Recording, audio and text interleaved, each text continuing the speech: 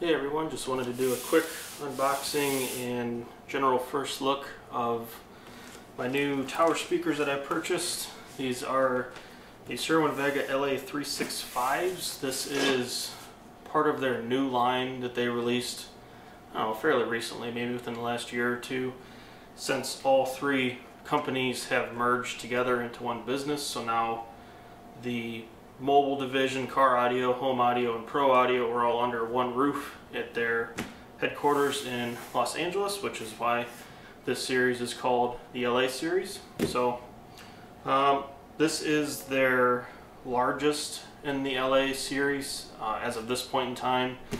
This is, again, the 365, so this has three 6.5-inch drivers. They have a 265, which is two, and then they also have a 4-inch, and there's a whole bunch of different lineup. This is mainly geared toward people with smaller spaces, like they advertise like college students or smaller apartments. This is like what I have here. I did get two of them. There's a second one back here. You might be able to see, you might not. But right now on their website, when I got these, they are free shipping currently.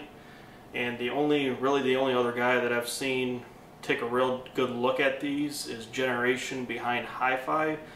Cerwin Vega actually gave him a 10% discount code that you can apply, and I use that, so I got that along with free shipping. So, I mean, both of these combined, I think the FedEx slip said they were almost 100 pounds for two of them, so free shipping from Los Angeles all the way over to the East Coast in 5 days isn't really too bad. So they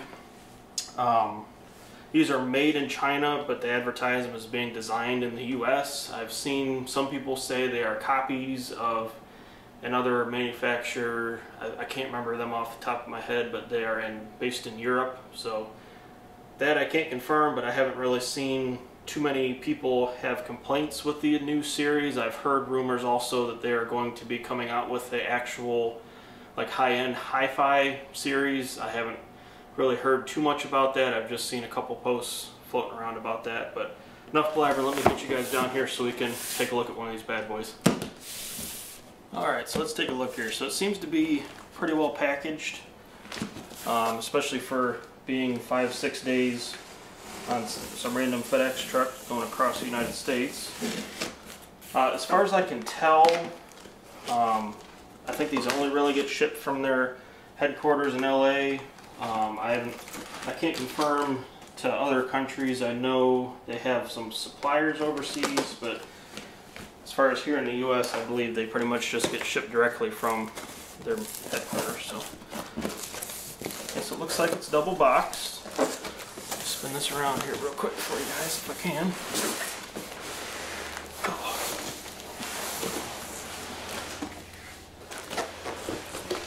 So it looks like if you were to ever potentially move, or if you sell these, you could just return them to this box that they shipped it in. It seems to be pretty decent quality. So I know some people are considerate of that if they sell speakers after they're done with them.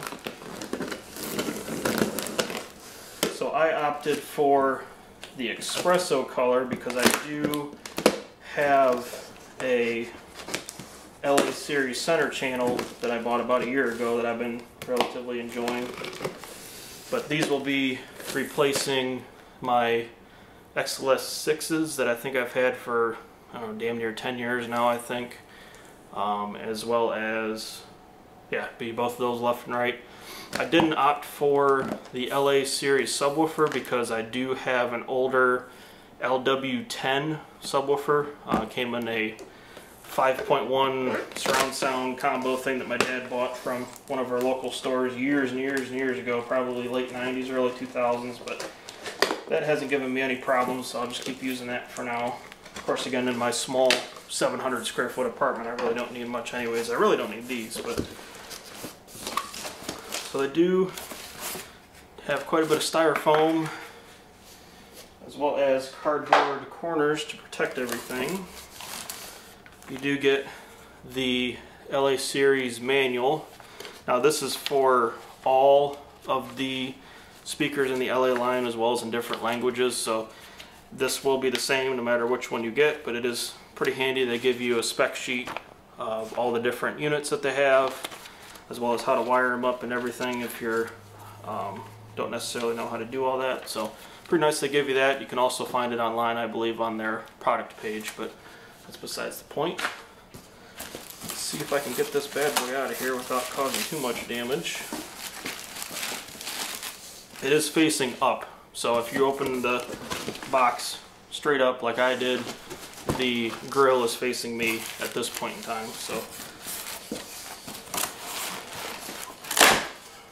that worked.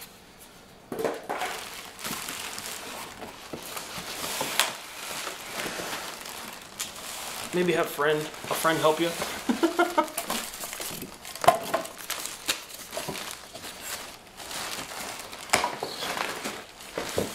Okay, set this aside for just a moment so I can get the box and everything out of the way, and I'll bring you back after I clean up just a little bit. Also, one quick thing, it does appear that they did put a silica gel packet in here, so I don't know if some people are allergic to these, if that's a thing or not, but something to consider. But it did have one in mind to keep everything fresh and not moldy, because I'm sure they got shipped over here on a container ship for quite a long time. And also one other thing, they do offer you the option to use speaker spikes.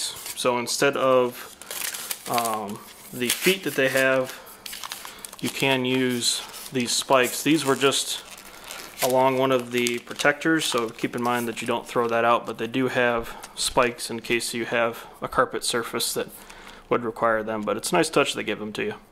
Okay, so here's the tower itself. Again, I went with the dark espresso color, mainly to match the center channel, also in this color that I have. Let's get this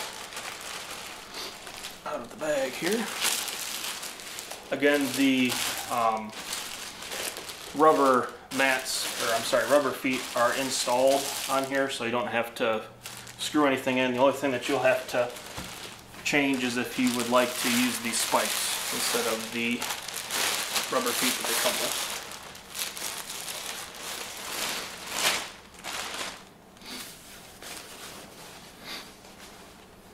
Pretty nice logo down at the bottom that is, this one's loose.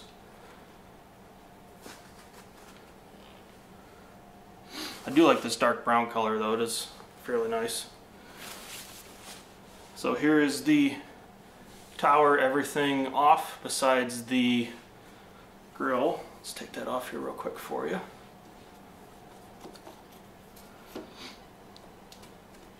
Now the grill itself is pretty nice. It does have an MDF inner. It's not just plastic, and the actual pins that go into the tower itself are metal. They are not plastic, so that's a nice touch. So the way they can get away with this being a three-way speaker is obviously you do have the tweeter. This 6.5-inch driver up here is actually wired and crossovered as a mid-range, and these two are wired in parallel as woofers. So again, I'll link the video to GenerationBehindHiFi's teardown, where he actually tears one of these down and shows the construction of the box and everything. But he found that these two drivers here, this whole speaker is advertised as a 4 ohm. It'll work with any amplifier, really 4 to 8 ohms. Obviously, if you wire it to an 8 ohm amplifier, it'll be a little different, but these two here are two 8 ohm drivers, again, wired together to create a 4 ohm pair, so that way it matches with everything. But there is a crossover for this upper driver that is the mid-range. So let me get you over to the back here. They do have 2 ports here in the back, and the terminals here, they do accept banana plugs, but you can also loosen these up in order to just connect bare wires to them. I will be using the banana plugs, but you can bi-amp these speakers, meaning the tweeter can be amplified separately from the other drivers if that's something that you desire or is fitting for your setup. I will not be. Again, I just have a Sony 5.1 newer AV amplifier for everything. I just run it digital signal off of my TV, but in case your setup requires a biamp, you can do that. So get a little different sound stage out of it if you so choose. But very nice cabinet design.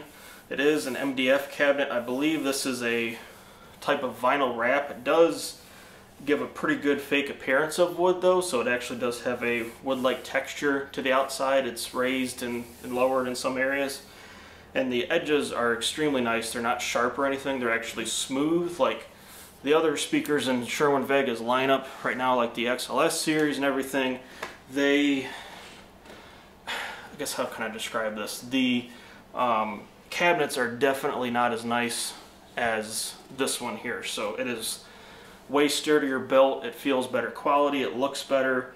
The drivers themselves, at least on the outside appearance, don't seem to be paper cones. They might have a paper backing, but they do have butyl rubber surrounds, so that's not any more. I believe my XLS6 actually use a foam surround. Yeah, those are definitely foam, but in paper cones. So definitely a better looking tower than some of the XLS series right now. I do like the waveguides that the XLS series has, but I just don't have space for anything that large. So yeah, so far I'm pretty impressed. I do have another one of these to open up, so I'll do that quick and set these up, and then I'll show you kind of a little before and after of what I have now and what it looks like with these set up. So I'll be right back.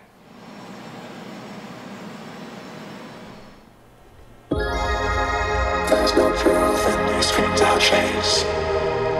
Out inside, I still see your face. Even though things fall into place, can't deny I still see your face. There's no truth in these screams I chase. Out inside, I still see your face. Even though things fall into place, can't deny I still see your face.